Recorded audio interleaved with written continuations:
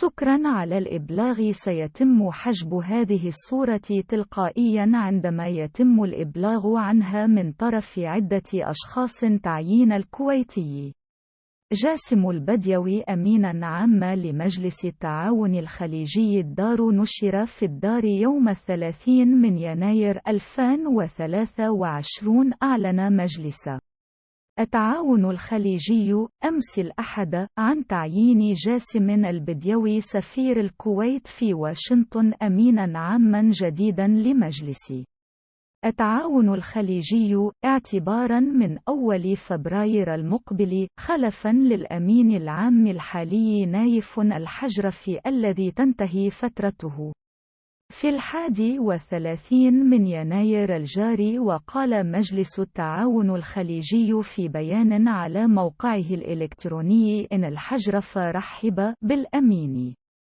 العام المعين لمجلس التعاون، مهنئا إياه بتولي مهام الأمين العام لمجلس التعاون اعتبارا من الأول من فبراير 2023، متمنيا له التوفيق والنجاح. وفي دجنبر الماضي وافق زعماء دول مجلس التعاون في اجتماعهم بالرياض على رغبة الكويت بالاحتفاظ بمنصب الأمين العام للمجلس لفترة ثانية اعتبارا من انتهاء الفترة الحالية للأمين العام نايف الحجرف والأمين العام الجديد جاسم البديوي من مواليد 22 من فبراير 1968، وحصل على درجة دبلوم في الدراسات الدبلوماسية من جامعة أكسفورد البريطانية عام 1993، وبكالوريوس إعلام من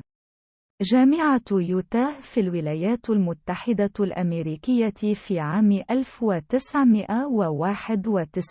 وشغل عدة مناصب دبلوماسية أبرزها سفير الكويت لدى الولايات المتحدة خلال الفترة 2022 إلى 2023،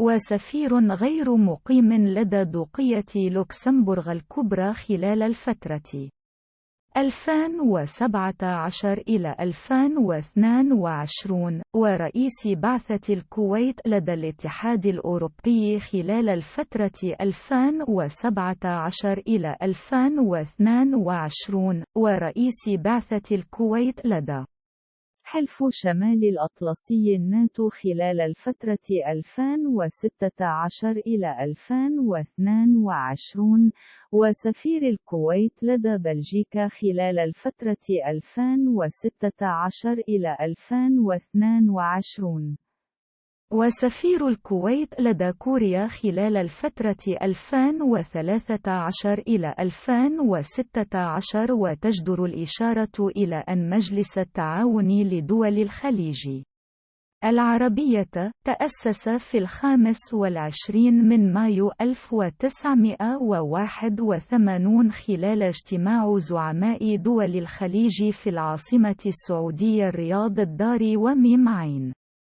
انقر هنا لقراءة الخبر من مصدره. مواضيع ذات صلة. تعيين الكويتي جاسم البديوي أمينا عاما لمجلس التعاون الخليجي. من هو نايف الحجرفي الذي عين أمينا عاما جديدا لمجلس التعاون الخليجي؟ الأمين العام لمجلس التعاون الخليجي يؤكد أهمية تعزيز العلاقات الخليجية المغربية.